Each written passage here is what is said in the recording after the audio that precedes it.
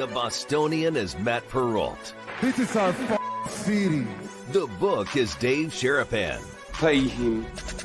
Pay that man his money. Together, they are The Bostonian versus The Book. You covered 12! I covered! Follow the show on Twitter at Boston versus The Book. How do you like them apples? Bringing you the best insight on sports betting news, Matt and Dave's daily picks, and an entertaining and unfiltered dive into the sports betting industry. Here's Dave Sharapan and Matt Perrault.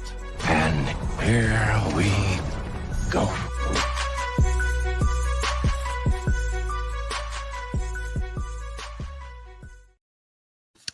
It's a Monday, guys. How are you? Welcome into a new episode of the Bostonian versus the Book. He's Dave Sharapan. I'm Matt Perrault. We're live on our YouTube channel. And my God, what the hell happened here in Vegas last night on YouTube? More on that here in just one second. We are replayed or on Boston versus the Book on both YouTube and Twitter X, whatever you want to call it. Replayed on Sports Grid Television and Sirius XM channel 159. Pirate stuff today, Dave. Your team playing well? Pirates are hot. How are you on this Monday? First 3-game winning streak of the year. Last team in Major League Baseball to do so. It's June 9th. You're damn right. I mean, Skeens, they finally win a game. He don't get the win, but they win a game when he pitches. Yeah. He pitched great again. They sweep the Phillies. Yeah, the Pirates need to keep it going, Austin. You're damn right. Small favorites today against the Marlins. Put it on the card, boys. Too. Put it on the card, boys. We'll have that. It better to book it. Yeah. We'll have we got a stacked show again today, and we got multiple. We got guests planned already tomorrow. Wednesday is going to be a lot of fun. But I mean, we got to talk about the NBA. What happened last night, right? We have to mention that. Well, it's top of the show. We're going to get into that. So, but real quick, like I mentioned, just about what happened last night on YouTube, the shooting that happened on the Strip. Look, I appreciate a bunch of people reached out and sent DM saying, "Are you guys okay?" And yeah, I mean, generally speaking, that's not where Dave and I go. And especially on a Sunday night at 11 o'clock, we're not necessarily going to be down at the Bellagio, but that was a isolated incident between two YouTubers. And now we've gotten to the point where that's going on, that internet online trolling beefs turn into shootings now. A man and his wife in a Twitter beef with another guy lost her life last night over something as stupid as words on the internet. So, like, what are we doing? Can we please stop this? We were down there. We went to dinner at Chicky and Pete's down in Sahara. Wow. Okay. Kelsey decided to pick, and she said, we haven't been there since I've been home, and, they're big fans. So we went down. Kylie didn't go, but the four of us went. Watched the basketball game there. Nice. We've been down there. We did a show from the pool. It was packed. It was, fun. We watched the game and left and just kind of, whatever. Like we take it for granted living here that down on the Strip and what goes on. Well, I saw that last night, Perrault. I was shook to the core. Well, look, there was a guy who 2 days ago in Boston, actually in Brockton, got shot coming out of a Buffalo Wild Wings. Okay. Like, wow. Violence in America is just, unfortunately, we live with it. And this is no different than any other city in America. It's a major city. It's a tourist destination. So you're going here on vacation to get away from the world. And when the world tends to follow you to Las Vegas, that's why I think a lot of people get like freaked out by it and go, oh my gosh. And frankly, people know us because we live here. Yep. So our audience goes like, oh my gosh, are you guys okay? And the video is horrific. I mean, it's on a live stream. It's literally live streamed, somebody pulling a gun out and firing. So like you hear the shots. So when you watch that, it's like, I was just there. Like Amanda and I were just literally standing right there where that happened over the long weekend for Memorial Day. So I think everybody can kind of play that out going like, I've stood right there at the Bellagio fountains. What in the world? Somebody pulled a gun? So, we're fine. We're all good. I appreciate you guys reaching out this morning and last night saying that, but really bad, just not a good situation for the city of Las Vegas, and not the type of press Vegas is looking for right now, given what's going on in the city. Apparently, an update too. The guy turned himself in today in Henderson. They were going to catch him. He's a YouTuber. Like, they knew everything about him. Like, he wasn't getting away. Right. like he ran, but he wasn't getting away. Like, they knew his name. They knew his handle. They had all of his socials. They had all of his IP addresses. Like, the guy was not, I mean, he was smart and turned himself in because the cops were going to bust down a door, probably scare his family and whatever. But that guy's going away for a long time, rest of his life. Yep. But that was not a good story last night. Let's talk about the weekend, though.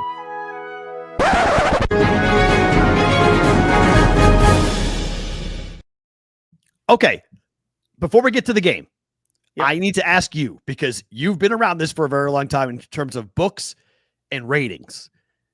Dave, no one's watching these games, at least not game one. We'll see what the ratings are for game two. We haven't seen that for hockey. Game two was last night for the NBA. But this is like scary bad in terms of the ratings that we're seeing. Pacers, Thunder, game one, the worst since COVID.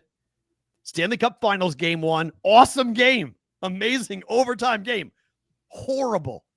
Less than 3 million people watching the Cup Final in game one. What is going on here with two championship rounds? What are people watching? What's going on? I've been saying it, and I could be wrong, but all this disjointed ways of watching sports then culminates in you getting to the end and saying, oh, it's on here at this time. And everybody's like, well, I ain't watched it all season, or I haven't watched it nearly as much. I didn't watch these two teams at all. You know, now you're going to go, oh, I should watch it because it's the Stanley Cup Finals, or I should watch it because it's the NBA Finals. No. Normally that's what happens, though. The casual tunes in. Is this a problem? I think sports is losing the casual, period. Ooh. They keep saying, and I said this 10 years ago when I was in the book, thank goodness we have sports because it's the only thing we watch live. And that's been the case. I watch my kids. They don't watch anything live. Nothing. Wow. When we watch something live together as a family, they're like, why are we watching this live? Just record it and we'll watch it with, so we can fast forward. It's becoming tougher and tougher to watch sports live. So now what happens? Either people are going to games or they're just doing something else, Perrault. But MLB is the opposite. MLB, Major League Baseball's ratings across the board for Sunday Night Football, for the games on TBS, for the games on Apple, they're all way up. Sunday Night Baseball. You said football. Sorry, Sunday Night Baseball. Excuse me. Sunday Night Baseball. The games on TNT, those TBS games, the games on Apple on Friday nights, ratings are all up. Baseball numbers are trending 10% up for Sunday Night Baseball. Well, I think baseball fans, more baseball fans are watching baseball because the games are shorter. I mean, it is really unbelievable how fast, like a well-played, low-scoring game is 2 hours. Quickie. Yep. Done. I agree. But it kind of proves your point, though. Where has Sunday Night Baseball always been? It's always been on ESPN. Right. It's a rinse and repeat type situation. Sunday night, ESPN, late night game, last game of the day, standalone baseball game. Maybe there's something to, maybe you're right. Maybe there is something to this idea that people don't know where to watch the games anymore and they're too disjointed and they're trying to, I watched the French Open. We'll do that in a little bit, but that was on TNT. That took me a while to find it. I was like, where is it? A while to find it too. Like once Alcaraz won the third set, I was like, oh, maybe this is because I saw it was 2 sets to none and I hadn't really watched it. But after that, I said, where's it at? And I was like, wait, TNT has the French Open? I just naturally went to NBC. Right. Yeah. It wasn't on. It's always been on NBC. Correct. Right. Yeah. But they dropped the NBA and they grabbed the French Open. That was the swap that TNT made when they lost the contract. Okay. They went and got the French Open. I'll tell you what. Do you think there's anything to Pitbull 59's comment? It's on too late. People aren't going to stay up till 11 p.m. anymore. I mean, They have lives. Chef Benny agrees that they're on too late. That there's a lot of people on the East Coast that are angry about how late the games are. That they want to go to sleep. People catching up on sleep. You know, not George Mason agrees. Games are on way too late for East Coast people. Which I think there's something to that. I mean, there's, you know, I think games that start at 8:00 are tough on a weeknight, on a Sunday night, on a Monday night, Tuesday night. You start games at 8:00 and they want the full country. So they want the 5:00 Pacific time start. I mean, Edmonton's in the mountain time. So that's 6 p.m. start. Right. In Edmonton. So, you know, they want to make sure that those markets have full access to watching, and those ratings are going to be the highest. So they want to make sure that the West Coast has, you know, coverage. But I think there might be something to the idea that the games are on too late, but I would put more into the stock of what you're saying, that these games are being played on networks where fans don't know where to find them anymore. It's too disjointed.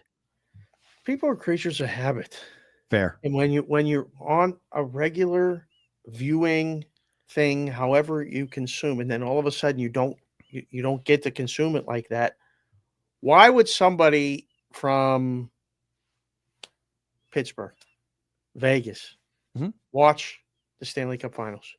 Right? Because it's awesome. I agree. But if they're not a fan of either team, and like, you know, Pittsburgh didn't even make the playoffs. Vegas got eliminated by the Oilers, by Edmonton, right? So maybe like people here, I mean, there's so many other things to do. They're like, yeah, you know what? I'm not watching it. And then the other aspect of it is like the NBA has people been downplaying the impact of the NBA for 6 months. It's, you know, trending down. It's this, it's that. It's the product is this. The games are this. Maybe people are just like, you know what? I'm not watching. Adam Silver was pretty upset when he did the State of the League address before the NBA Final Game 1, and all the questions were being asked about the ratings. And he said, I don't understand this overwhelming obsession with the ratings. Why do you guys care so much about the ratings? And in the back of my head, the reason why people ask those questions as aggressively as they do, it's self-preservation. In the media is only paid to cover sports in which the audience wants the sport covered. If there's no interest in the NBA or a losing interest of the NBA, media members will not have jobs to cover the NBA nearly as much. So the only real barometer that we have in terms of interest across the country, other than doing a full-blown study to look into it, are the ratings for the NBA as a whole, for the NBA as a national product, and for the NBA Finals, which is supposed to be the, quote, Super Bowl. Sorry to steal the phrase, but the Super Bowl of the NBA and the NHL, the biggest event, the most important event. You would expect every fan that likes the NBA to watch the NBA Finals, and they aren't. At least they didn't watch Game 1. And I'm not sure it's just because it's OKC in Indiana. That doesn't help. But just because the Knicks would be in this, and it would be the Thunder against the Knicks, I'm not sure the numbers would be that dramatically different if it was the Knicks. Fair? It's such a bigger market. The numbers would be better. Okay. New York. How much? New York much better?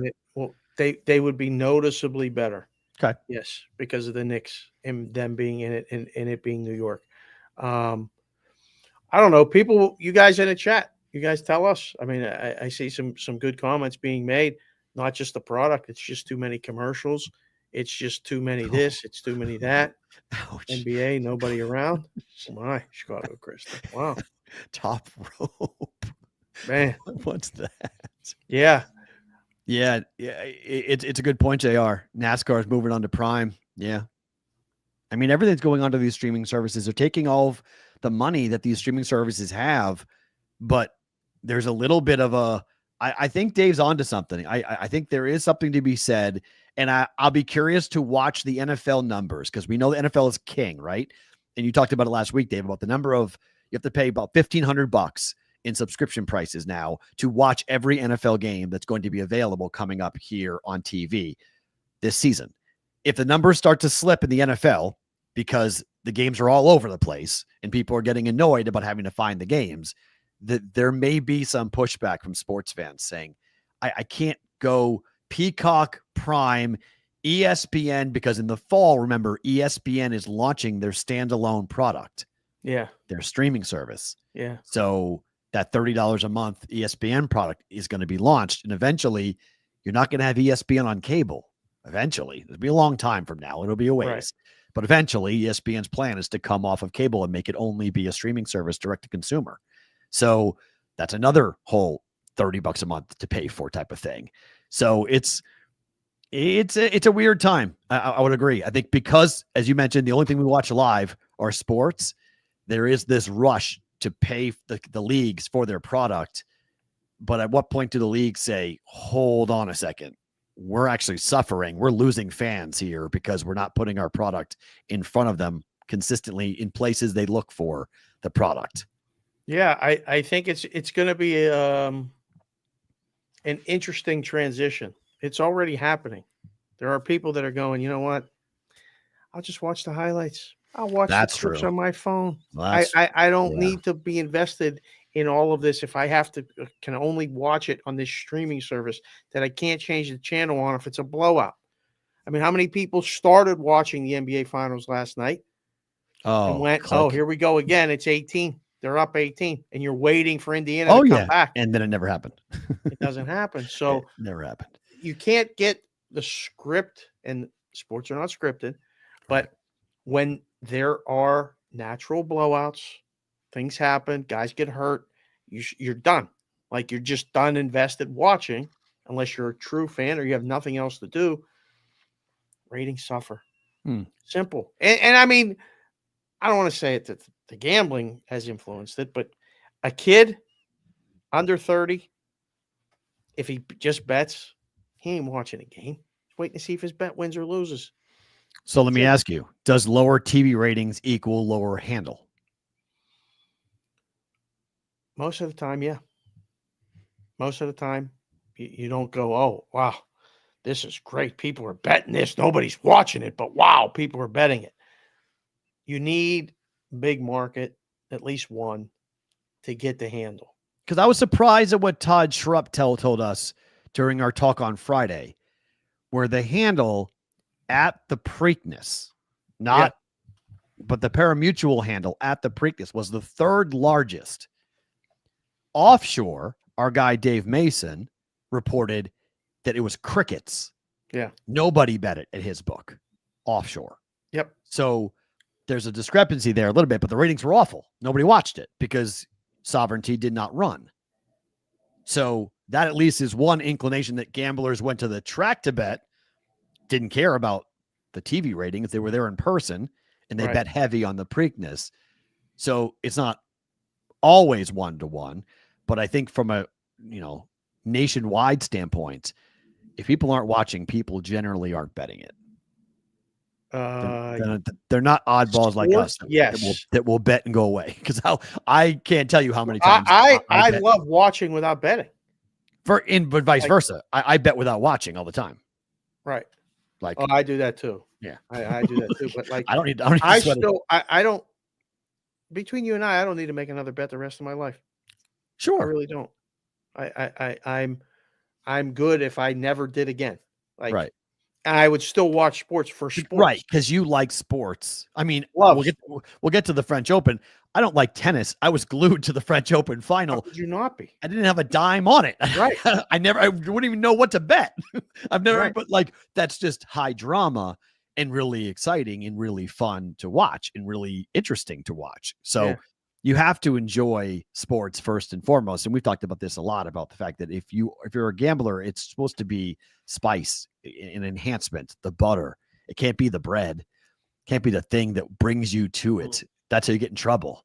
You got to love the game first and foremost. And then you can bet on it if you want to have a little extra on it, but you can't actually go into it, be like, well, I don't really like this sport, but I'm going to bet it. Chances are you're not going to do very well if you don't have any working knowledge of it. So let's get to the game. Thunder win game 2, 123-107, even up the series at 1 game apiece. SGA had 34, 5 players for OKC scored 15 or more points in the win. OKC is back up to minus 550, Dave, to win the title. That's a quick move. It was $3.50. Now it's $5.50. Not all the way up to $7 where it started.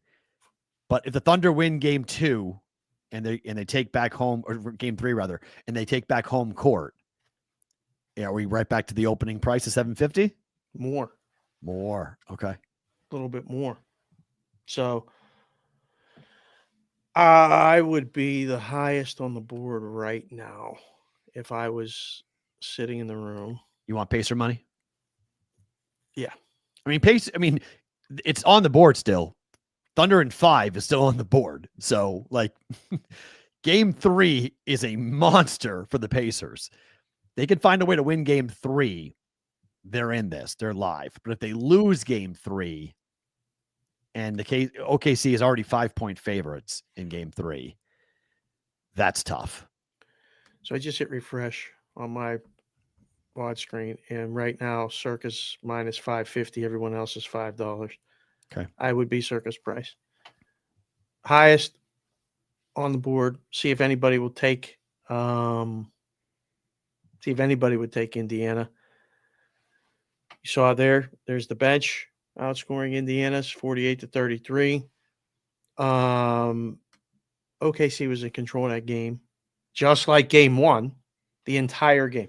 Yeah. Except there was no late fourth quarter collapse / heroics for the Pacers to come back and get this done. Yeah. If you take your eye off the ball with this Indiana Pacers team, they make you pay. Yeah. We've seen it time and time again. If you relax, if you take a breath, if you think the game's over before the clock hits 3 zeros, you're in trouble. And the Thunder will not do that again. They learned a big lesson. It's a bunch of young kids on that roster in their first NBA Finals, and they went out yesterday and did what everyone thought they were going to do in game 1, which is from the jump, took over that game, and they were not looking back. Yep. Total domination, start to finish. Never did I ever think under 1 second that game could be won by the Pacers. That was all Thunder. That was all, everything. Even when they got a little bit got down to single digits a couple of times, didn't matter. They just kept on pushing. They threw a haymaker, 9-0 run, 10-2 run, just kept them at bay, and the crowd was on their feet in full throat the whole game. Yep. Can the Pacers win the series? Biggest lead of the game last night was 23 for the Thunder, 3 for the Pacers. In the first quarter. They did lead by 3, yeah. In the first quarter. It was very early when they led by 3. Well, they only led by 1 for 0.3 of a second in game 1 and somehow won the game. Can the Pacers win the series? I don't think so. No. I didn't think so before. No. I didn't think they got to win. So now if the Pacers just hold home court, they could win the series. Yeah, but they're Pacers not win. No. No. The Thunder's record after losses in these playoffs is unbelievable. They don't lose 2 games in a row. Oh. So the idea that they're going to lose game 3 and game 4, highly unlikely. I don't think they lose. Again, I'm not sure they lose in Indiana. They could win game 3, they could win game 4. Sometimes young teams play better on the road, and it's just them, and they get away from the distractions and all the hype and all the media and everybody else around them. When they're playing a home game, they go on the road, they do a bunker mentality, and they go there and take care of business. They're 5-point road favorites. So, are you surprised by that number? I thought it would be 3. I didn't think it would be 2 possessions. Surprised at how heavy it is. Yeah. Okay. So, I actually went on with Moose last night. He did the VSiN show. Nice. So I went on with Moose, and he asked me that question because he was surprised by the number. And I said, well, it has to be over 4 because they'll lay it. Okay. Instantaneously. So it had to be a minimum 4, but if it's 6, it's an automatic take. If you give somebody Pacers plus 6, yep. Limit play, bad guy, automatic comes in, boom, and hits you with it. So it just, you want to put it 4, 4.5, take a bet up, put it 5.5, see if they take it, sit at 5, just let it sit for 2 days until they play again because game 3 is Wednesday, right? Yep. Yeah. So again, we got multiple days to let the number sit up there. The Yeah, total went over on the last two possessions. I mean, he just sat there garbage waiting, time. right? So you put up Garbage the time. same number for the total. Yeah. Perfect. 228, 228 and a half, whatever it takes. If we get a tight game, the games are going to go under. So I think if we get a tight game, a fourth game quarter, one was tight. no. OKC led the whole game until the last 10 minutes. Oh, the whole game. Okay. Yeah. I mean, the whole game, just in terms of flow, in terms of how the game's going to go, that game should have gone under. I mean, it did go under. Game one did go under. So I in terms of the way that the game gets played, I just think if we're seeing a fourth quarter in which possessions matter, yeah, I think the game's most likely go under because OKC is a really good defensive team, and we're learning, and they're talking about it more in the broadcast now, that the Pacers defense is highly underrated. And Rick Carlisle has his guys locked in defensively. It's just really hard to defend guys like Chet Holmgren when he plays like he did last night. He was much more assertive. He wanted the ball. He wanted to score, and he took the ball to the rim far more often in game two than he did game one. So that took the pressure off SGA and made it more about him doing what he typically does, which is get to the foul line, cause defenses to break down and then find open shooters. And they hit the shots. I mean, right. Pacers didn't play poorly last night. It's just they played the A version of the Thunder. And the A version of the Thunder is better than any other version. Nobody can get to that ceiling when the Thunder play like that. There's not a team in the league that could get to that level. Not even Boston, when they're healthy, could have got to that. That's why they lost all the games they played to the Thunder, because they got their A game. So going to game three, if the Pacers see the A game for the Thunder, it's going to be 2-1. And look out, because at some point you got to ask yourself, can you win the series? And I think there's some questions going on in that locker room right now. I mean, Halliburton looked, I don't want to say he's looked scared in this series, but I mean, they're doing a really good job of taking him out. And I think it's frustrating him. And he's been more timid than what we've seen in the past. A couple of those threes he took last night were like from Reno. He was chucking the ball at the rim. It was like, where are you shooting from, dude? And it's because they keep on pushing him out further and further.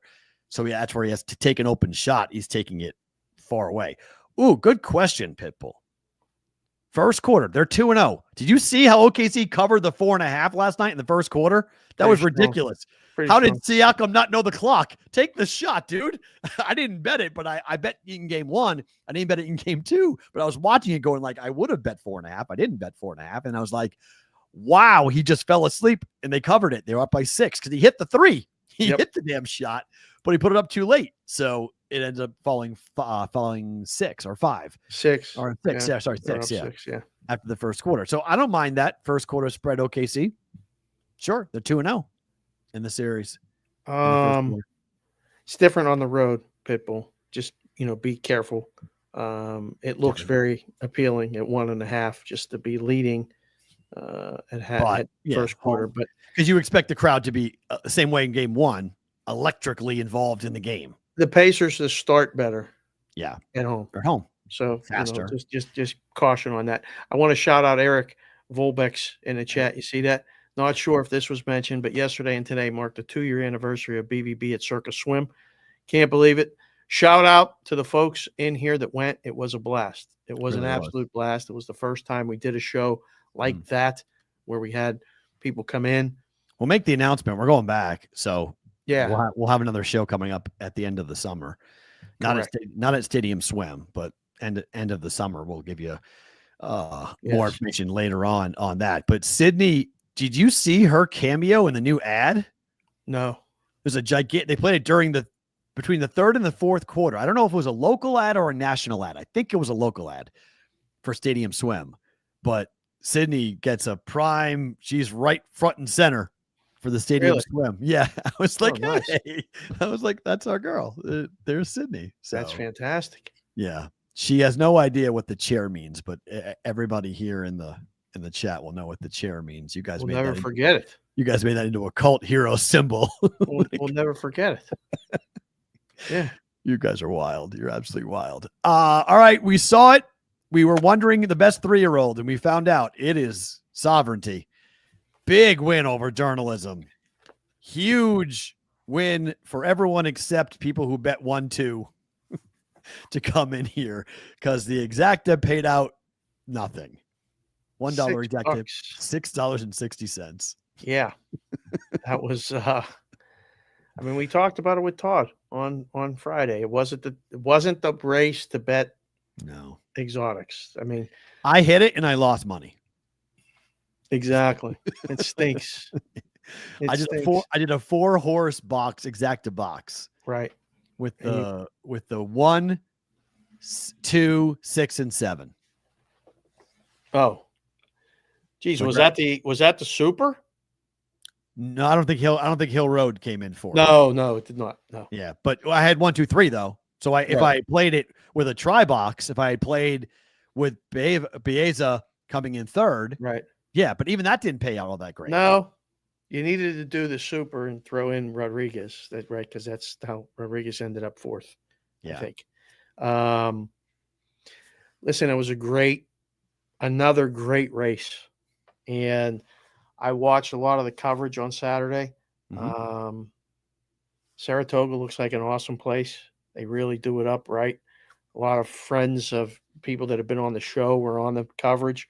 Yeah, chalk. It was all chalk, Josie Myers. It was just one of those. We said it going into the race. Yep. That is, now it's 47% of the time in the last 100 runnings of the Belmont, no matter where it's at Saratoga or at Belmont Stakes or Belmont Park. Doesn't matter. It's a chalky race because by the time we get to there, we know what these horses are. Like, we have a really good idea. We've seen them run multiple times, multiple races. Like, the handicappers know, the bookmakers know who should win the race. It wasn't an off track. It was, the rain was gone. It was a fast track, and Sovereignty dominated. The question is, he skipped the Preakness, Dave. Sovereignty won the Derby, won the Belmont, skipped the Preakness. Does this put any more pressure on horse racing to change the schedule? I don't think so. I agree. We heard Todd say it. We talked about it. It's been done that way for so long. Changing it to accommodate this, to make it Triple Crown, to incentivize interest and all that other stuff, I don't know if that's going to work. I don't think it will. It bothers me because I'm a traditionalist. I mean, the older that I get, the more that I look at records. And okay, I'm not saying everyone should do it just because I want it that way, but I think there's a lot of people that the same way when it came to raising the Major League Baseball season to 162 games, what it does to all the records. And I don't want to diminish what the records of Triple Crown winners, what they had to go through, because we're going to have a bunch of more Triple Crown winners who don't have the same, or didn't have to go through the same schedule that, Secretariat went through, right? And like the amazing victories. And like, I want to appreciate greatness. I want to appreciate what these amazing athletes have done. And all we have is the history book. And the history book has to be a level playing field. That's how we're able to, have those conversations. If we change the schedule, it changes the sport in a lot of ways, to me, at least from a Triple Crown standpoint. If they stop racing the Preakness because of it, though?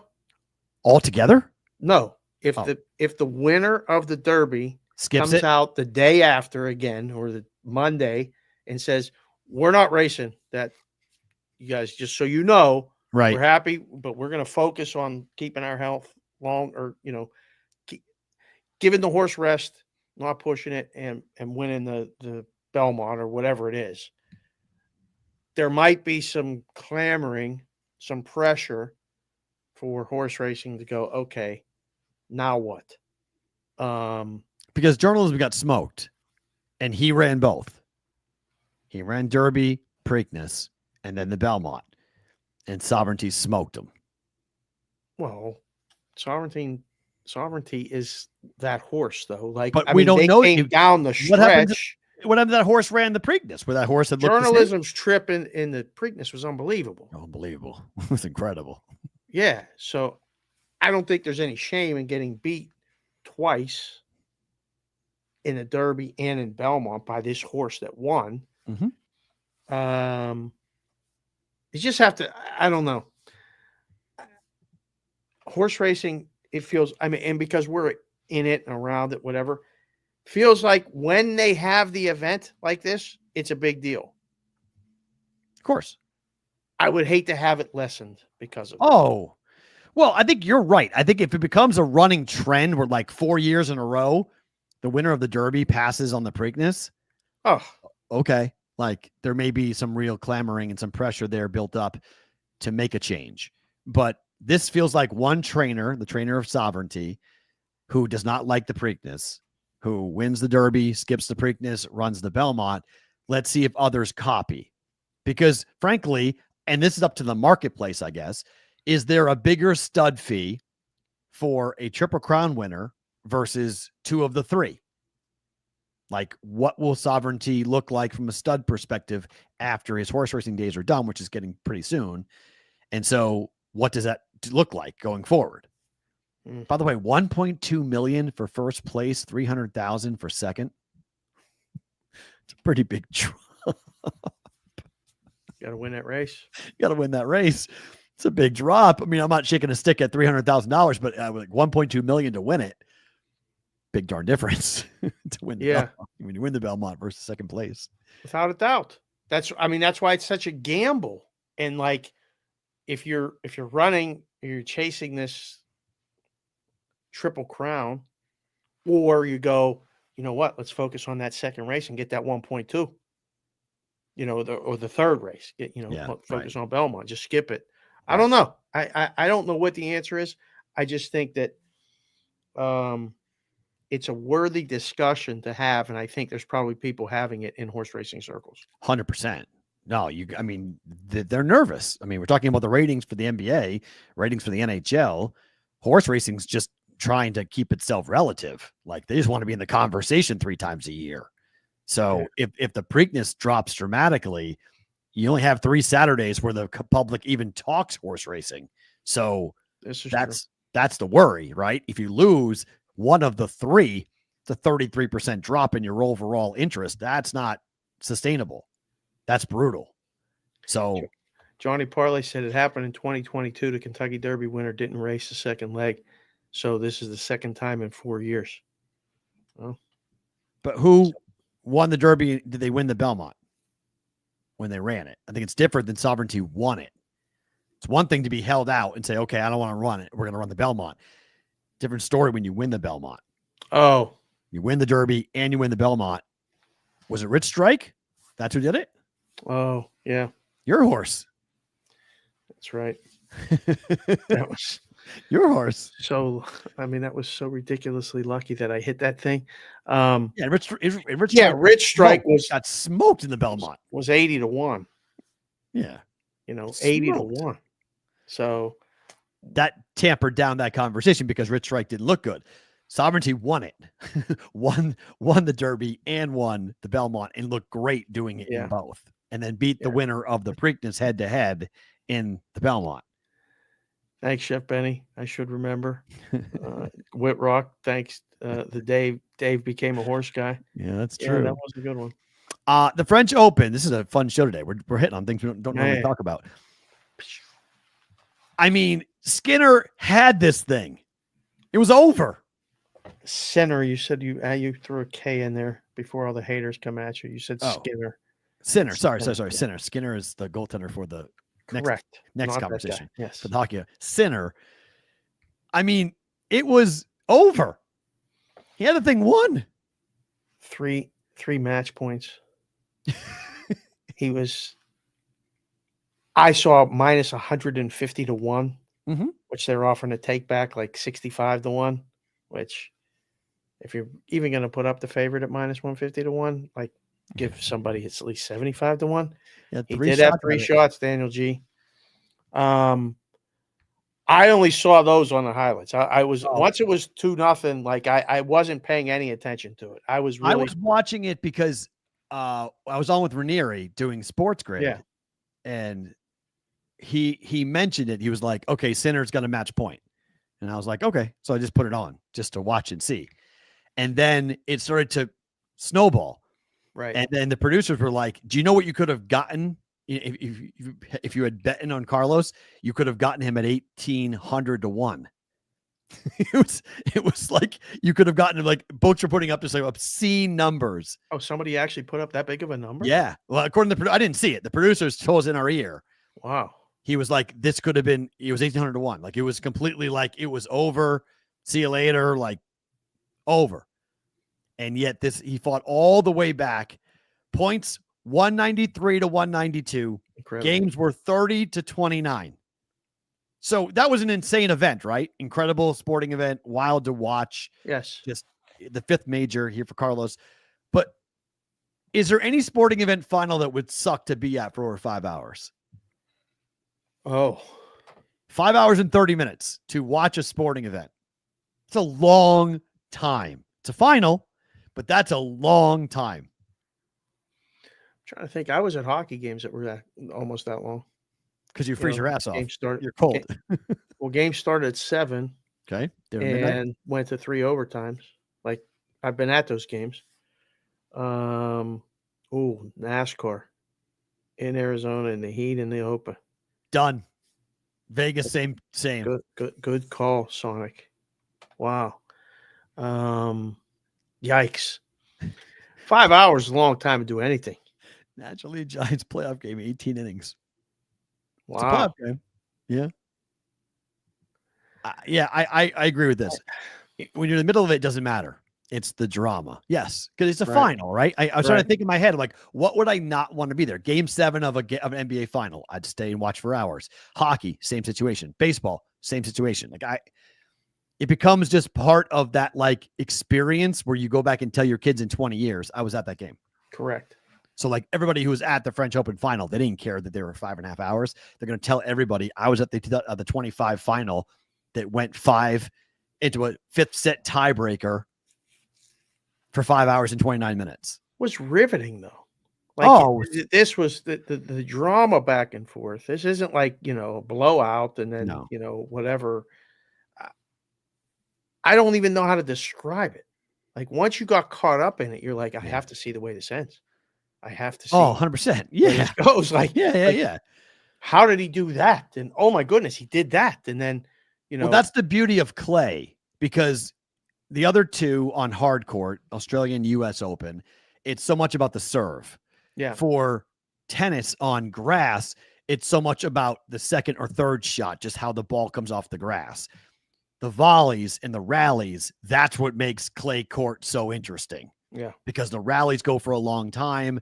It doesn't really matter how hard you hit the ball. It's where you place the ball. Can you play at the net? Can you do drop shots? Like it makes for really exciting tennis. Not to mention, can you ice skate? Like you have to be balanced, like on your on the clay. Sure. It's unreal how slippery it is and how they have to get to these shots in a corner and then slide and stop and come back and get ready to position themselves for the next shot. It's really, really unique. I didn't like playing on grass because grass, I didn't like the second shot. I didn't like the skip. It bothered me because the ball didn't come true. It didn't bounce as high as it does off of hard court. I liked hard court because I could serve really hard, but I loved playing on clay for that reason. The ability to run and slide, because I was pretty quick. So it gives, if you're a quick player, it gives you an advantage because you can slide and you can go back to back in baseline up to the net and back. It's a fun surface to play on. It really is a cool. I remember the first time I did it, and then we played on this one place that had clay courts. I remember being able to spin the ball really well on clay. Oh yeah, everything was so accentuated. Yep. Like you're like, when you hit a really good topspin backhand or something, it would just skip up and jump up. I mean, it could jump up over your opponent's head if you hit it right, and they would be like jumping to hit it. So, and the same thing for a drop shot when you put the it just dies. It just dead stopped. I asked the chat, did you guys and girls watch the French Open? Looks like a lot of people did. I mean, I think people did. I think it was perfectly timed. It was Sunday, middle of the day. Yeah. And social media got cracking. Like everybody was tweeting about it. So if you were on Twitter, you couldn't avoid it. Like you knew what was going on. So I think that caused people to go and try to find it and go and try to watch it. And then a lot of people found out about it afterwards and went back and watched it. Yeah. got to watch every major final. Yeah, I agree. I love watching tennis. Tennis is super fun. I don't bet it. I never bet it. I don't even know how to bet it except for its money line. But I know people who bet it and who like to bet tennis a lot. And I made a small bet on Sabalenka against Coco. Okay. Didn't work out so well. No, Coco rallied. Yeah. Nice I just W did for it her. the night before, so I'd wake up and have it. And I was like, you know what? She's probably going to win. So Breakfast at Wimbledon or whatever. Coming up next for that in July. And then you get the U.S. Open in August. Yeah. So I love tennis. I've always loved watching tennis.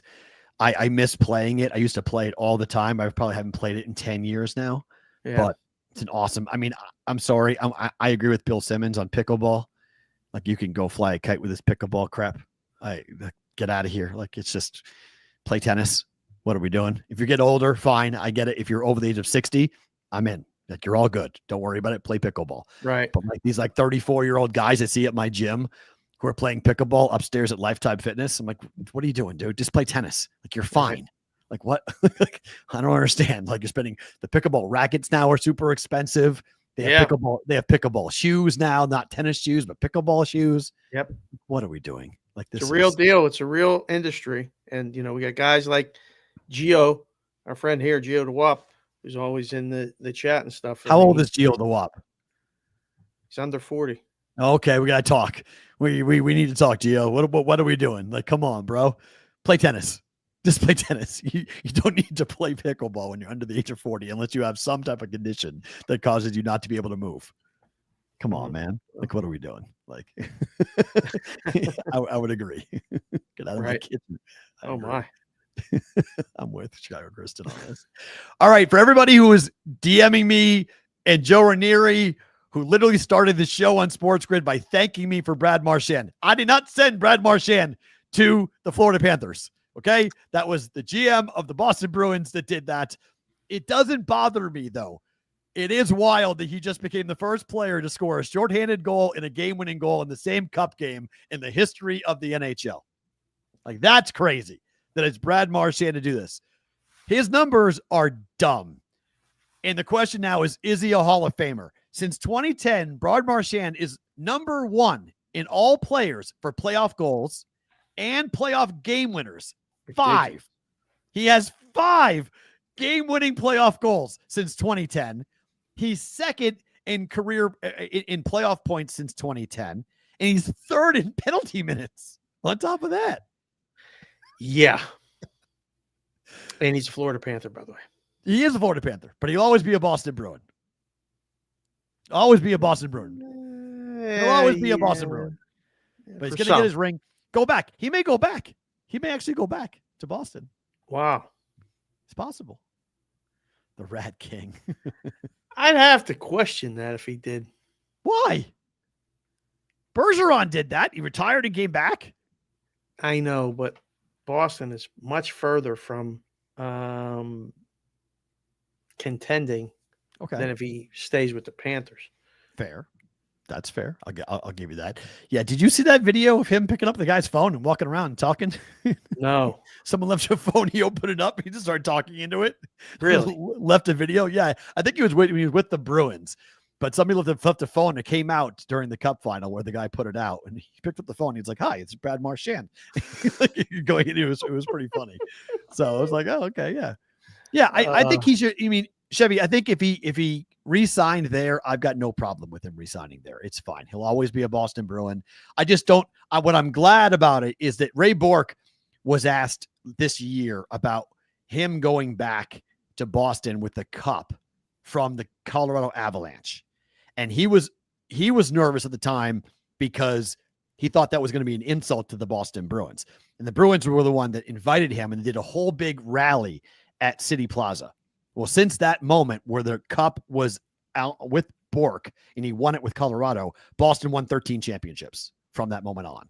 So Bourque claims that he broke the curse. Oh, okay. Like, I won the cup.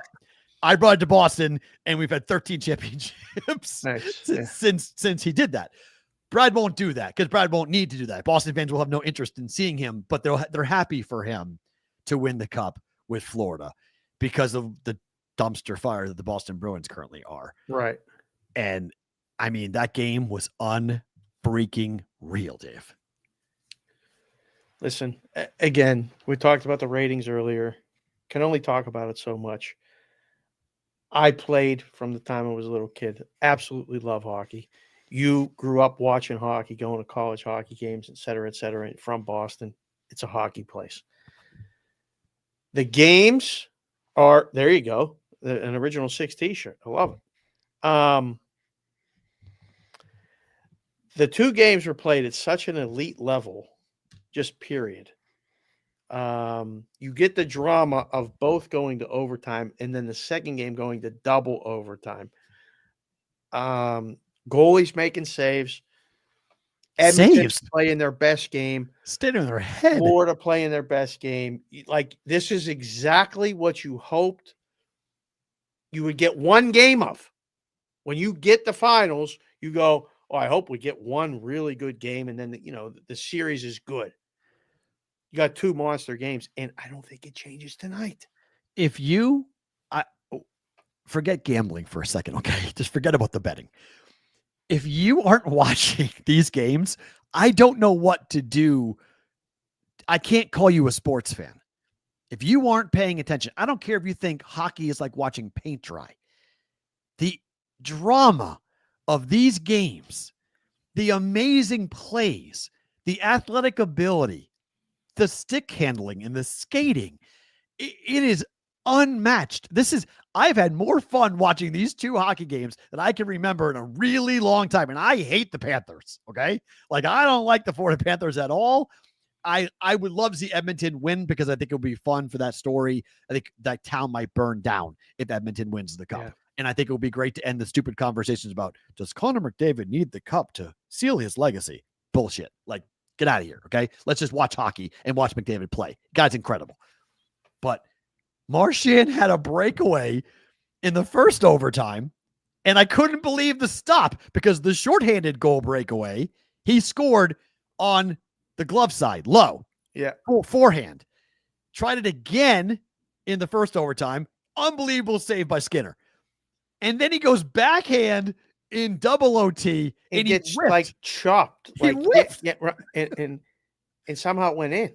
Well, it was an off-speed pitch. Skinner, that's the fun. I mean, you would know this more than I. I've never played hockey, so I don't know. But when the puck's sliding like that, it's just the momentum of it when you think the puck's going to get put up on your pad and the puck stays on the ice and just goes 5-hole. It wasn't really Skinner's fault, but it was a soft goal that won game 2 and changed the whole complexion of that series because I thought Edmonton was going to go up 2-0. Right. It looked that way at certain points of that game. Which, if they did, I still think we get a series. Like, even if it was 2-0 Edmonton, I don't think that means it's a done deal. But now it's 1-1, which is ideal, which is perfect. Hopefully it gets to be 2-2 after these 2 games. But you see the price tonight. I mean, the books are going, it's a Florida night tonight. I mean, this is when you're watching the games, you feel like anybody can be 150 over anybody? I don't know. This is the longest trip anyone's ever made. 2,541 miles. Edmonton to Miami. Farthest distance between 2 cup cities ever, just like last year. Right. Hold the thought because we can get right into it here with Bet It or Book It.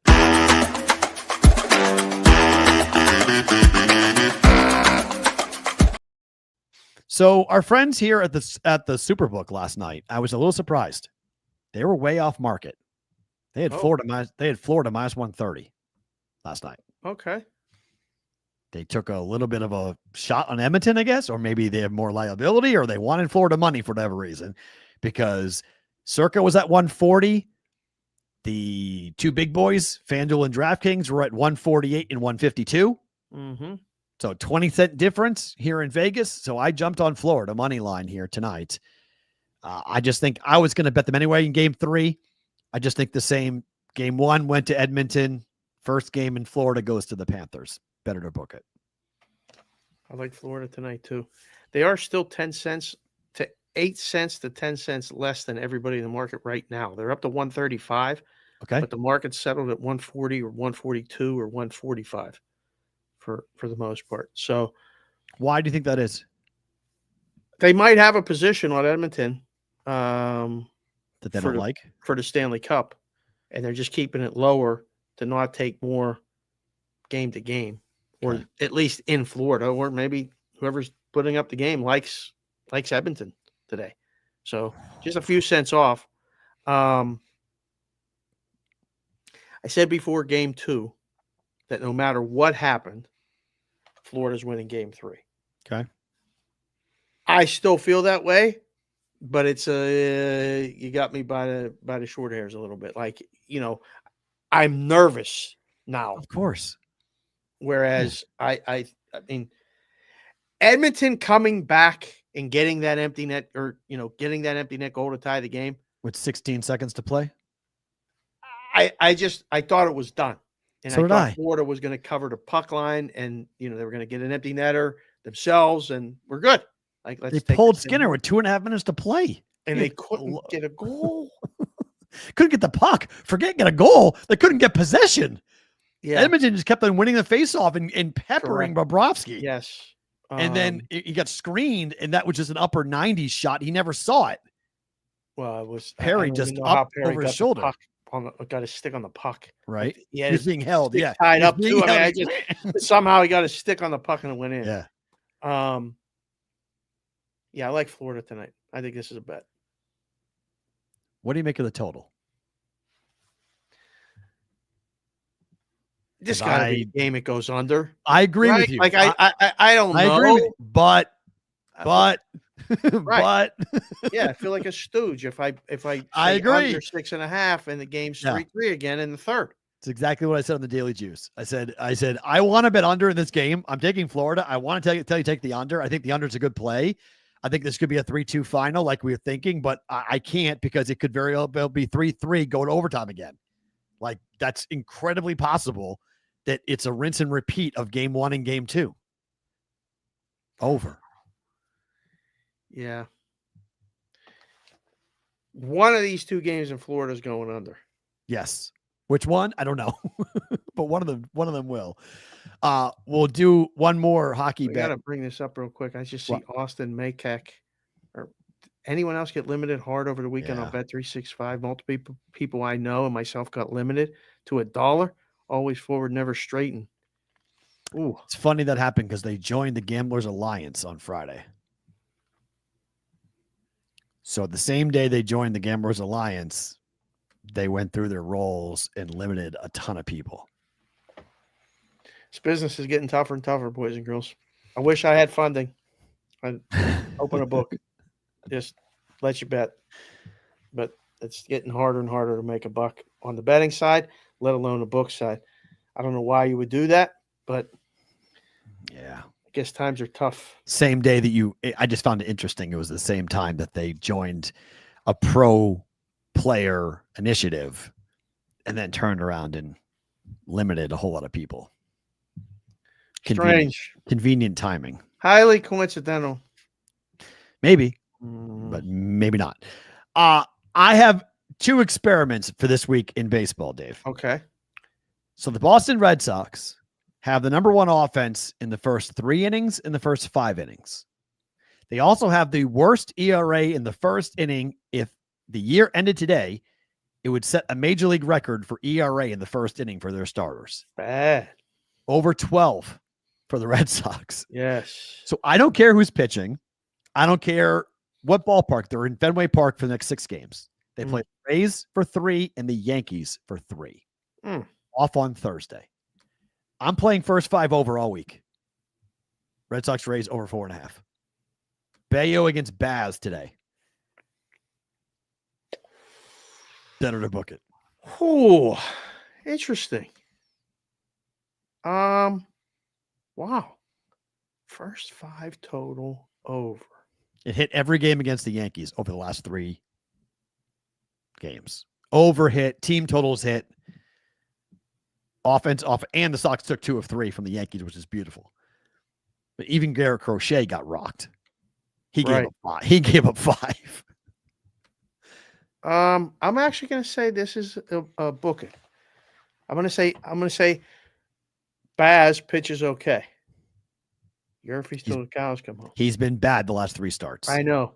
I just looked at that. He's not been good last 3 starts. He's I know. 3, 4, and 5 earned runs given up the llast 3 starts. Rays are playing so good right now, too, though. Red Sox offense. I mean, Trevor Story's raking. The guys are hitting. Those guys are hitting. There's no question. Yeah, I'll say book it. I don't love this. I don't love this. I'll say that right now. And starting tomorrow, I'm betting against the Rockies on the run line all week. Oh, who they play tomorrow? Tomorrow. San Francisco and Atlanta. On the road at the Braves, home for the Giants. Giants had a great weekend sweeping the Braves. Wow. Braves are desperate for wins. Yeah. All right. Yeah. We'll probably be on that. Okay, Daniel G, you guys got to tap the brakes, man. What are you guys doing? Tigers, man. What are you talking about? Okay, Took 2 or 3 from the Cubs. They may get there by default out of the American League because the whole American League is garbage. I mean, absolute garbage. Hold on. They're garbage. Well, I've got more stuff for you. I got a thing to show everybody as to how bad the American League is. But before we do that, Wait, Can I give you 2 plays? Sure. The great baseball day. This is a watch day for me. There are so many good games to watch for baseball, but not really bet. But what's better to book it? The Phillies losers stink. Terrible. Short favorites against said Cubs. Yeah, forget it. Give me the Cubs. Yeah, I got Wheeler. I want Wheeler today. Give me the Cubs. We're gonna find a way to win a game. So short favorite with Wheeler. I'll take that. Then the night game tonight, Dodgers and Padres. Has to be Padres today, boys. Give me the Padres. Dodgers on the road. Lost money. They just lost 2 out of 3. We'll do Ohtani watch here in a second. Yeah. Well, look at that number. That number is coming down. Hello. Thank you, Santana. 475. That's the lowest it's been for a while. Keep up the good work, sir. Thank you very much. That's the lowest it's been for every a while. single day. Prop bet time.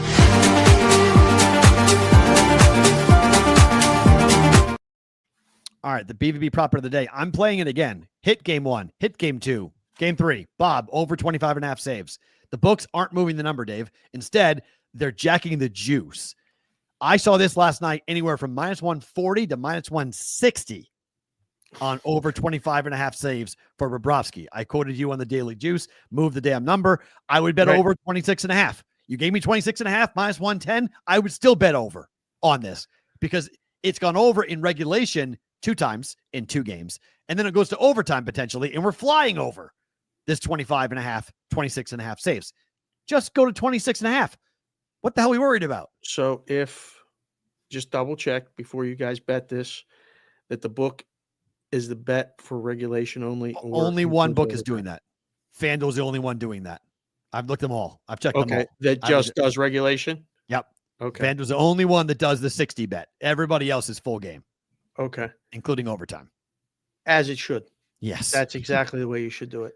Yeah. And thank you for quoting me on the juice. You should just move the damn number. Who in the hell wants it? I mean, -160? Yes. 160. That book doesn't want to take any bets on that then. Like that's what they're telling you. They don't want to take bets on it. Yeah, they don't want to. Right. Because Edmonton just puts the puck on the net. Like they do for so one period, like the first period, both games at home, they did. The second period, they go out to lunch. Like 7 shots on goal, 6 shots on goal, 4 shots on goal. Like it's low, and then they pour it on again in the third. Well, the Panthers dominate the second period. So tonight, the other bet you can make tonight is over in the second period or Panthers to score in the second period, depending on what market your book puts up. The Panthers in both games have dominated the second period over Edmonton. Yeah. So look for that tonight in game 3 at home. Bob over 25.5 saves. I think that's a bet. I mean, don't go there 160 if you don't have to. But he averages 33 a game in the regular season. Yeah. He's number 2 in the NHL in saves per game. This number is wrong. It was wrong in game 1. It was wrong in game 2. It's wrong in game 3. This is a rinse and repeat thing for the books, and I think it's wrong. I just think it's wrong.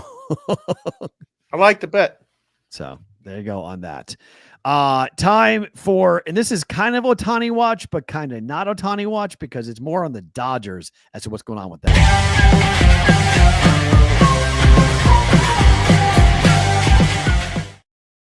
So Ohtani watch, the report has come out that Ohtani is going to throw a simulated game on Tuesday, tomorrow.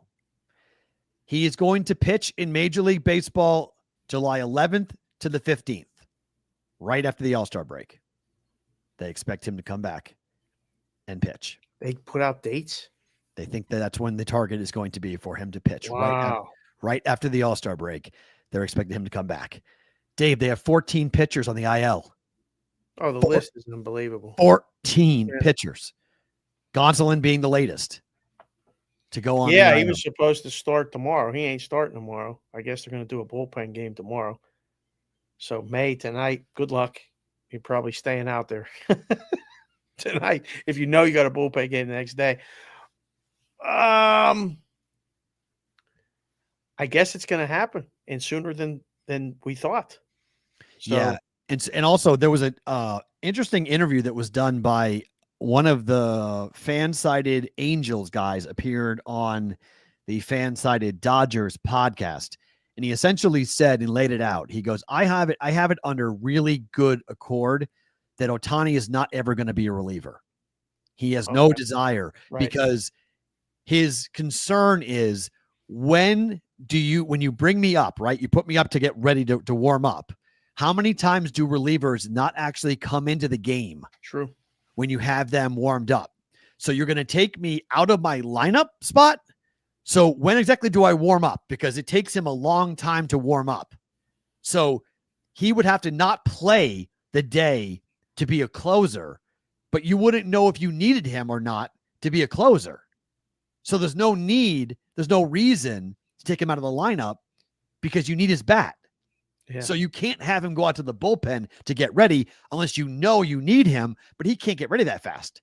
Right. He's going to take time to get ready to do his full routine. So he said, the Angels talked about it as to how to use him, and he shut it completely down. So that probably kills that conversation. And it's not even the Dodgers. Ohtani wants no part of it. He's a starting pitcher. He likes the routine, and he's not going to go as a reliever.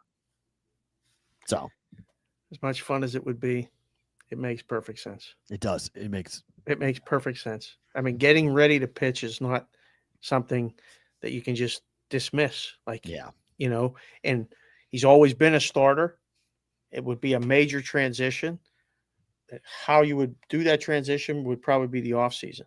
You wouldn't start it in July. Right. So I would love to see it. Nothing more than watching him, take his at-bat in the 6th and, run back to the dugout, grab his glove, head out to the bullpen, jog out, sit out there for the last 7th and the 8th, and then get up in the 8th and start warming up, come in, close a game at Dodger Stadium. I have no idea what his opener or his closer music, entrance music would be. Would be fantastic. Right. But, yeah, they're not doing it. It stinks because it makes perfect sense, but Smoltz did it. Smoltz didn't bat. So, it's easy to have a guy sit out there in the bullpen and like, you're our closer, hang out there until the 9th when we need you. Well, Ohtani can't do that. Ohtani is needed every day. Yep. So he's a two-way player. So you have to use him as the pitcher and as a guy who's going to hit. So there's no DH. Yeah. He's the batter for the DH of the day, and he's the pitcher. So we've played baseball that way for 100 years. So we know how to do that with a starter. We don't know how to do that with a reliever. No one's ever tried it because of that reason of the warm-up. So that was an interesting story over the weekend of you guys can stop talking about this now. It is never happening. Right. Not because the Dodgers don't want it to happen. Ohtani has no interest in being a reliever. So he's a starter. Right. And a lot of the guys are routine guys, right? They need that routine just because mentally, physically to get themselves ready to go. So forget about that. But the Dodgers are in trouble, are they not? In terms of on the road, this team is supposed to win 120 games. They're not going to come anywhere near that if their 500 record on the road continues. What is their record right now? It's one game over 500. On the road. On the road.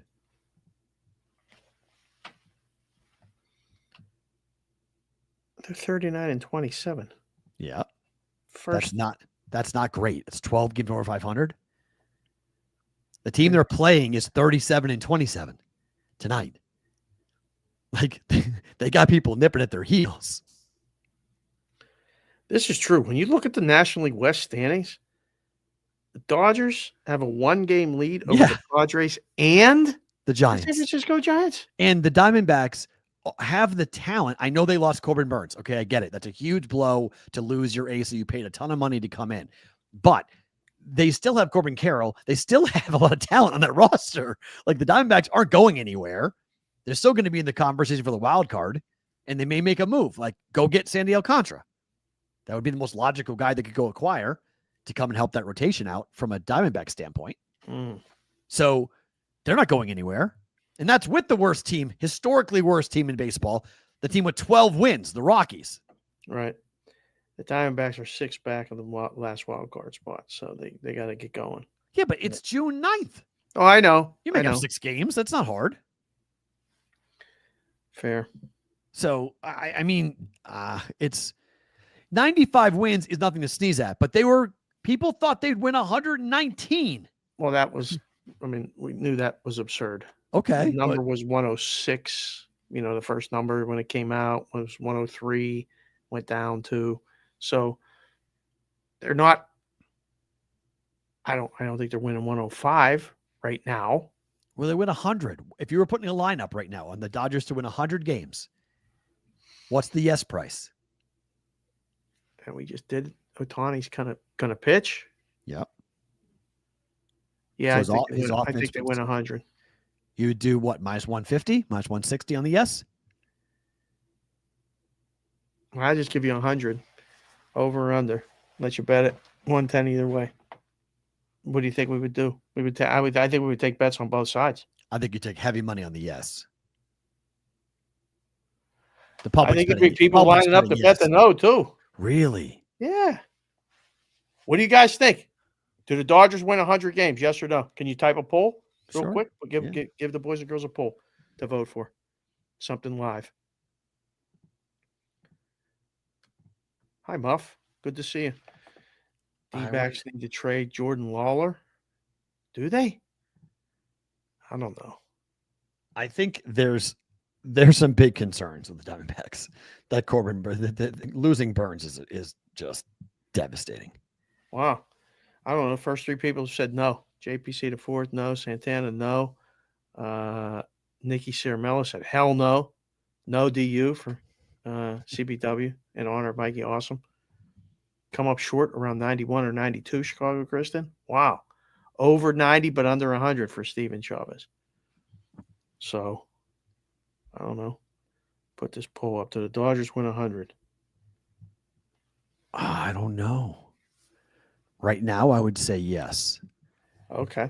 Right now, I would say yes. They do get healthy, and they play. I can't see them playing 500 baseball on the road. They're 16-16. They're not. I thought they were 1 game over. They're 500. 16-16 on the road. That's nuts. When you consider that there are some teams that are really, really bad that have, the Diamondbacks are 16-17 on the road, and they're 7.5 games back of the Dodgers. So let's see. So they're going to play better on the road in the second half. This is the first time they play each other, by the way. Yeah, this is awesome. Tonight is awesome. Like, there are so many good games. I mean, Cleveland, Cincinnati is a fun game tonight. You talked about Chicago and Philadelphia already. Atlanta and Milwaukee is really interesting because the Braves are reeling, and Milwaukee has been the hottest team since May 1st. Yeah. Toronto and St. Louis. St. Louis is 36-29, but the Blue Jays are red flipping hot. Yep. Blue Jays have been playing great baseball away from home. And then we get Dodgers, Padres to cap it all off tonight, late night. Yeah, it is a really good baseball day.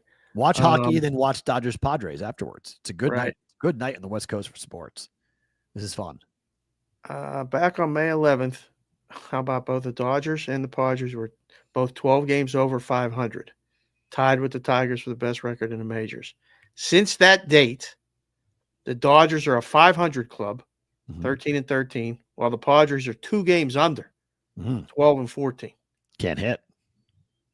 Tigers aren't. No, no.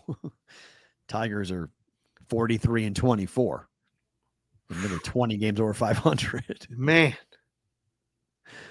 Yeah. Plus 92 run differential. Only the Yankees are better in the American League. Cubs are plus 105. That leaves Major League Baseball, but number 2 run differential for the Tigers. I mean, they've scored 325 runs. Like, that's impressive. It's amazing the Red Sox have scored more runs than the Tigers have, which is amazingly enough. But the 233 runs given up is a whole hell of a lot less than the 313 runs the Red Sox have given up. So tonight you got May. Tomorrow you got a bullpen game. And Wednesday you got Robleski. Dodgers getting swept? Potentially. But the Padres can't hit. So unless the Padres, if they hit, then yeah. But the Padres have not been impressive at all at the plate. This is a wild stat. This is CBW. Thank you for giving us. This is the record for teams against under 500 teams in Major League Baseball. So you're supposed to beat up on the bad teams, right? But this is, to me, the biggest sign of mediocrity that we have seen in Major League Baseball. So the Yankees are 24-16, 8 games over 500 against teams with a sub 500 record. The Mets are number 2 with that, with 20-12. Detroit 25-19. Houston 27-23. And then the Cardinals 21-17. Every other team, I guess Tampa Bay is 19-16. 6 teams basically have a good record against teams with bad resumes. Everyone else in baseball, including some decent teams like the Atlanta Braves, are 15-23 against sub 500 baseball teams. How's that possible? The Phillies are 14-17. These are teams you're supposed to beat up on bad teams, Dave. Yeah. And when you have losing records, there are so many teams with losing records against teams that have bad resumes. This is just a mediocre baseball season. There's a lot of mid teams right now in Major League Baseball. Which is that highly unusual for It June feels 9th? that way. Yes, it feels that way.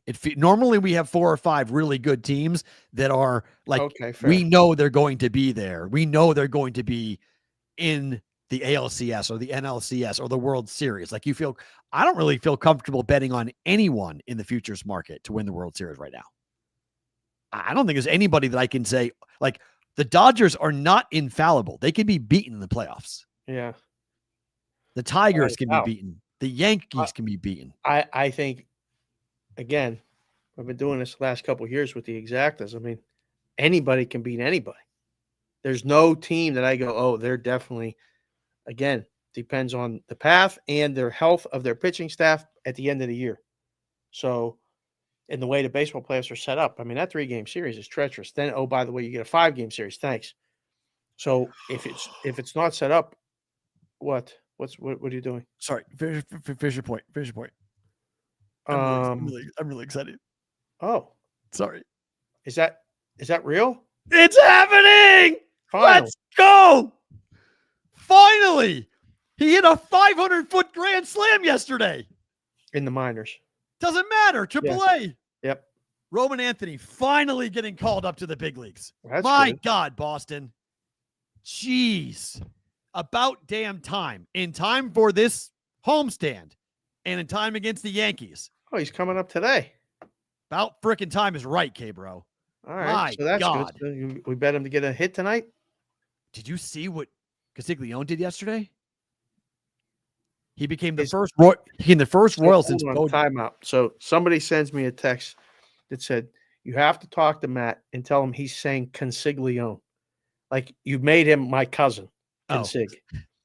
Consiglione. It's Caglione.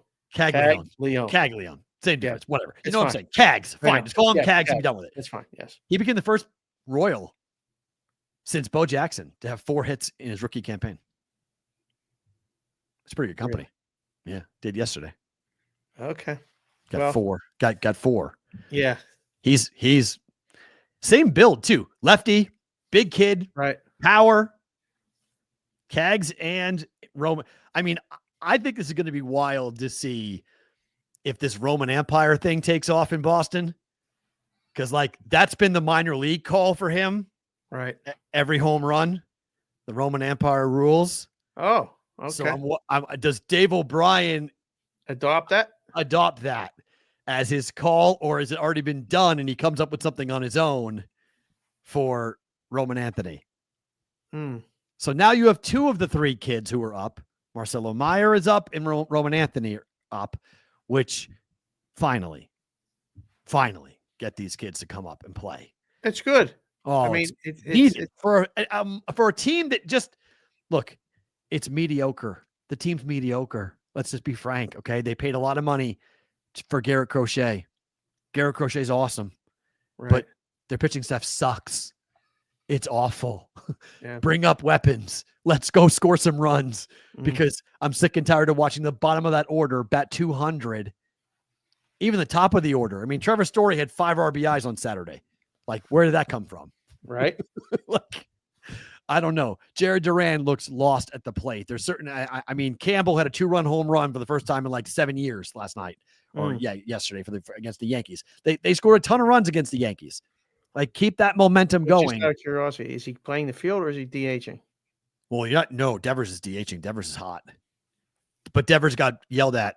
Devers is getting, I guess he didn't run out the ground ball last night. I didn't see it against the Yankees. I didn't see it either. And bad. I mean, like, publicly admonished. So maybe he does come up to DH today because they're going to go ahead and bench Devers for a game. But who's he replace? They're kind of like the modern day basketball at the moment. Like, they don't have positions. Like, everybody is just like, Mayer's playing third and second, and like first base is every day it's different, and outfield is always different. Like, they just he's an outfielder, clearly. So he'll be in the outfield rotation. Okay. But he's a left fielder. Like, that's where he should go play left field at Fenway Park. That's always been the thought, is that where he'll go. So just for Queens, we didn't address this yet. We'll do it. Talking about that. Do it literally right now. Like right now.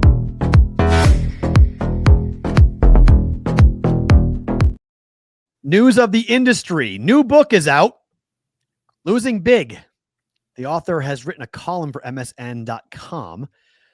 Unfortunately, it's more negative press for the sports betting industry. His column by Jonathan D. Cohen, Opinion, Local Government, the Last Line of Defense Against the Scourge. Don't like that word, Dave. The scourge of sports betting, sports gambling. Jonathan D. Cohen will join us on Wednesday to talk about his book, Losing Big. Looking forward to that conversation. So that book is out right now. It's the #1 sports betting book on Amazon at the moment. So he appeared on The Daily Show late last week, or maybe over the weekend. I can't remember when I saw what that clip was from. I think it was Friday, talking about this. But this is essentially putting all of the pressure on local government, state government, to police sports gambling. Is that fair? With what guardrails or guidelines? Like less ads? Like making it harder to do? How are they going to police it? It's a great question. And one of my first questions to Jonathan is that he went on The Daily Show and he said that this is a public health crisis. When I hear like public health crisis, that sports gambling is in the same category as the COVID-19 pandemic, like that to me, when I hear public health crisis, that's what I hear. I hear about something that's affecting millions upon millions upon millions of people, and that we can see real world, everyday problems with it that need to be rectified. I feel like it's a touch alarmist to come up and say that this is a public health crisis because we don't know the full data yet. We haven't had enough time to fully see this, because I don't believe that just because bankruptcies have gone up in states that have legalized sports betting, that's anecdotal. Like, we don't have a 1-to-1. You could say, oh, well, bankruptcies are up. That means in betting, it's in a legalized betting state, so it must be betting's fault. Are we so sure? I mean, there's no other factors that could have come into that. That credit card debt couldn't be a big factor on that, and student loan debt couldn't be a big factor on that. Like it still, I said it before, I'll say it again. It still feels like this is an easy target for people right now to blame sports betting for the ills, for the financial ills of young men who have been making poor decisions with their money since they got money. Yeah. I think the industry hasn't done itself any favors. Let's put it that way. You want to talk about being an easy target? You make yourself an easy target by doing a lot of things that you do. The rush to get it out there, again, 2018 is when PASPA passed. It's 7 years. It feels like we've been doing this at warp speed since then. There's been no ease of anything. When you talk to kids, young kids, and I'm including under 21 in that. Okay. A lot of people are doing it on their phone. I would agree with that. Yes. A lot. But were they doing it already?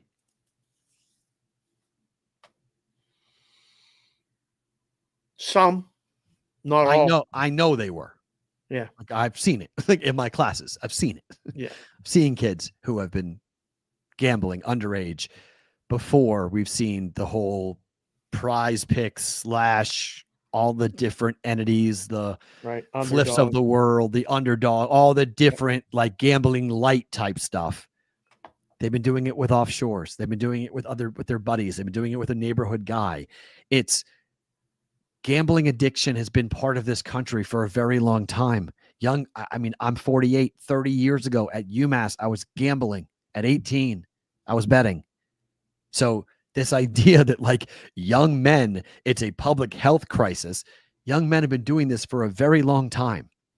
And yet we are looking at the gambling ads and we're looking at other things and we're not targeting.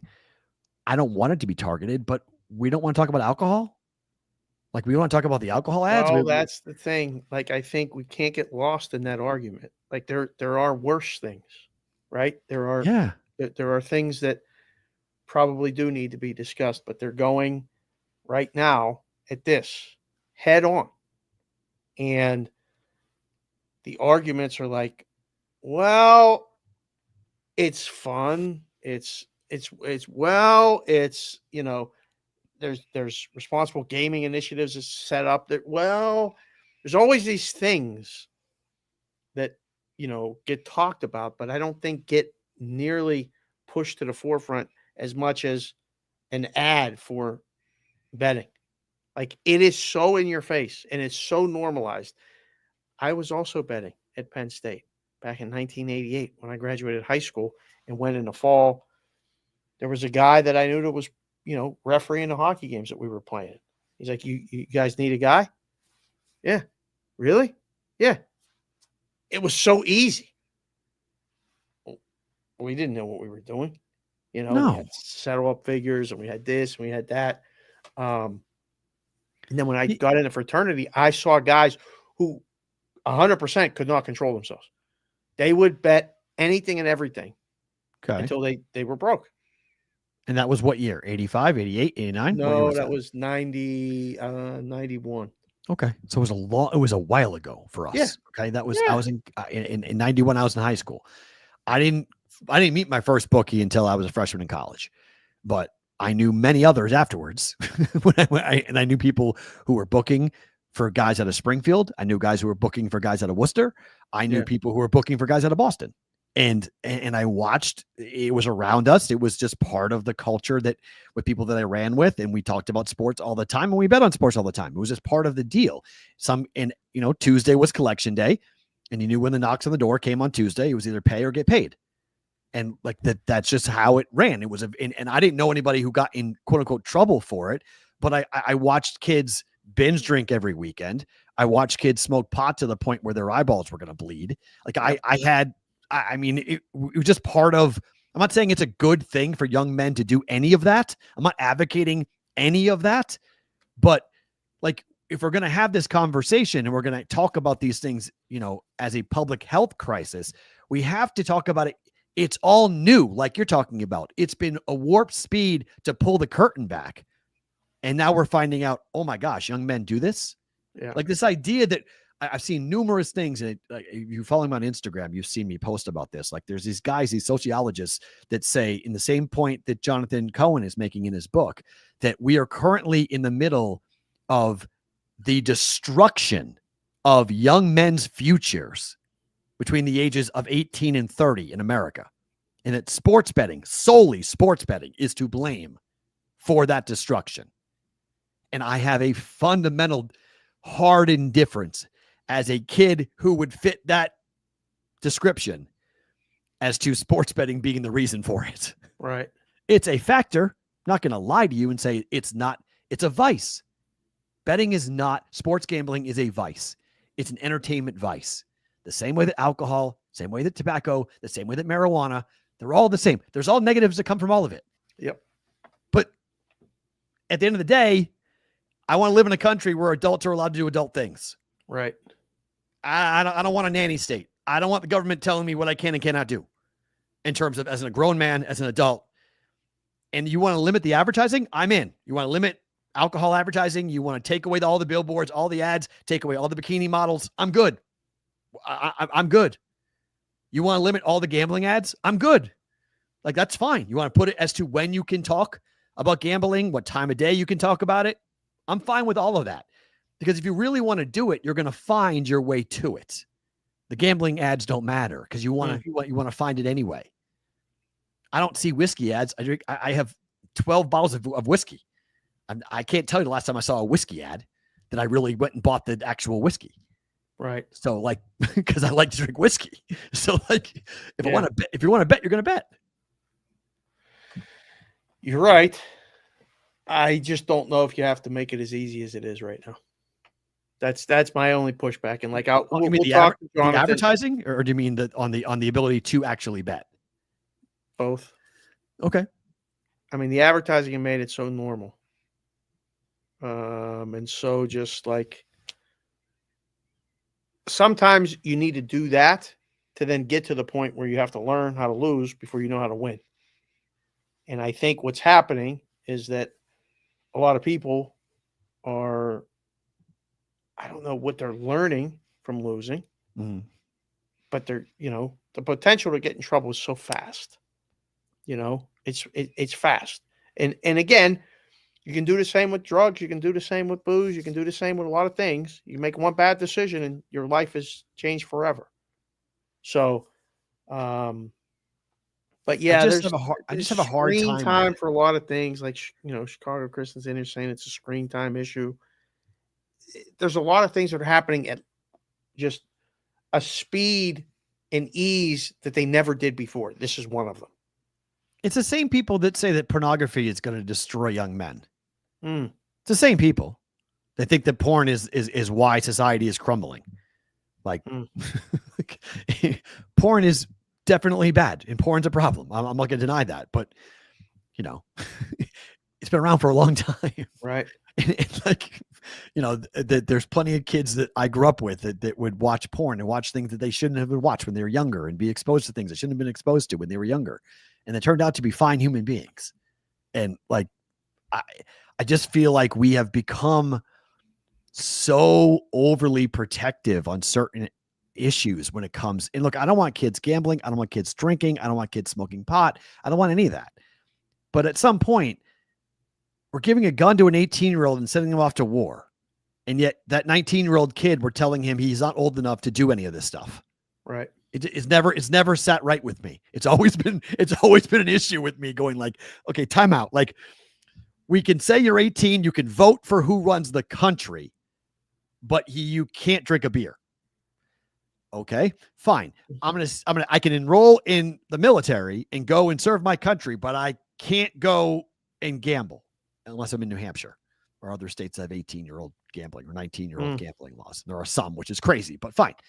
We just arbitrarily come up with these ideas of like how old you have to be able to maturely handle something.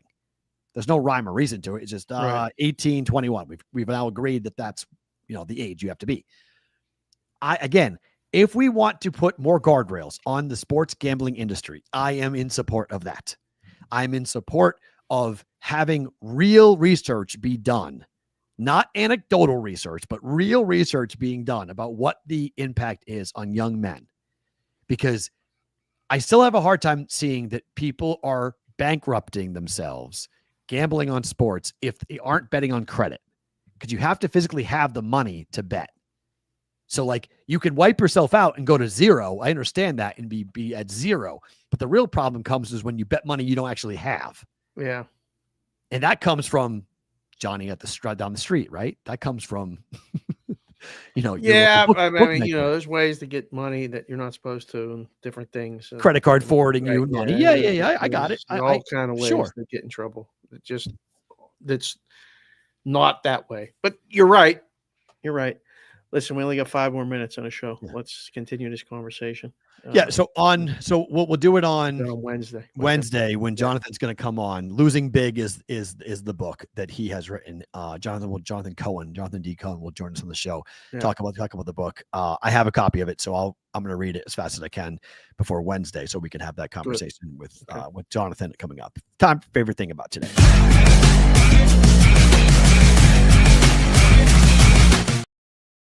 Favorite thing about today is what? One, the Buccos won 3 in a row, and they're playing Miami tonight. So that's good. You got a guy named Burrows pitching, who I don't really know much about, but they're small favorites. They should win again. So that's number one. Number two, we got Stanley Cup Hockey Game 3 final tonight. Do yourself a favor. Just settle in, watch the hockey, and hope that it lives up to anything that the first 2 games did. Number 3, favorite thing about today is that had dinner with the wife and daughters over the weekend, both days, Saturday and Sunday. Family time is minus 8 million. It was really, really good. So glad that the girls are home and got to spend a little time with them. So it was fun. I did a graduation party Saturday for a girl that I hadn't seen since 8th grade. Wow. Wow. High school or college? Graduation. Graduated high school. So a lot of girls that like I coached, and the parents were there that we hung out all together, and we didn't see them for a while. It was pretty wild. But favorite thing about today was that, those times are still a lot of fun. But family time is the absolute best. It is. It is important, and it's the summertime is a great time to do it because our kids are out of school, so you can do some fun stuff and get ready for, school is going to be here before we know it, which is kind of crazy. But I can't believe you East Coast guys, they're still in school. East Coast guys, they're still in school in New England right now. I can't get over that. Like we've been out for like almost a month. 2 weeks here. Yeah. So we've been out for a long time. Favorite thing about today for me, a couple things. Well, one is obviously, like you mentioned, I cannot wait to watch the hockey game tonight. I think this is going to be a really good game tonight. I think we're in for a highly entertaining 3 or maybe more periods of hockey. So again, if you haven't watched it, highly recommend it. Even if you haven't bet it, absolutely do it. And then 2 months from today, I get to go see Oasis 30 years after I saw them for the first time in March of 1995. Wow. Now in August of 2025, August 9th, 2 months from today, the countdown is officially on. And I'm so freaking excited to be able to go and do this and go and check this out. You've seen the picture of my haircut, right? Love it. So for those of you guys who haven't seen the picture of my haircut, that is me as an 18-year-old getting ready to go to, I think I was going to the second concert, not the first contest there for me. But if you haven't seen me with long hair, and that's what color my hair is supposed to be, by the way. So in case you haven't seen my hair, but damn, bro, it's what color my hair is supposed to be. Damn. That's me at 18. So cannot wait to, for 60 days to tick down and to get over there to, I've never been to the UK, so I'm really excited for a variety of reasons on that, but 60 days, 2 months from today. Guys, hope to see you all back here tomorrow. Good show tomorrow. Pat Venditti is going to join us, former Major League Baseball pitcher, ambidextrous pitcher. He'll join us. Joe Sheehan will come on as well. We'll break down what's wrong with the Dodgers, what's wrong with the Phillies. Are the Pirates trading Paul Skeens? We'll do that. And Joe has an offer tomorrow too from the newsletter. He's offering a meetup. I'll save it for the show tomorrow. Okay. But Joe has a meetup plan. So baseball meetup. Fun. How about that? Where? Here or somewhere else? Baseball City. We'll save it for tomorrow. Very cool. That all tomorrow on a Tuesdays. He's Dave. I'm Matt. Hope to see you tomorrow for a Tuesdays BVB.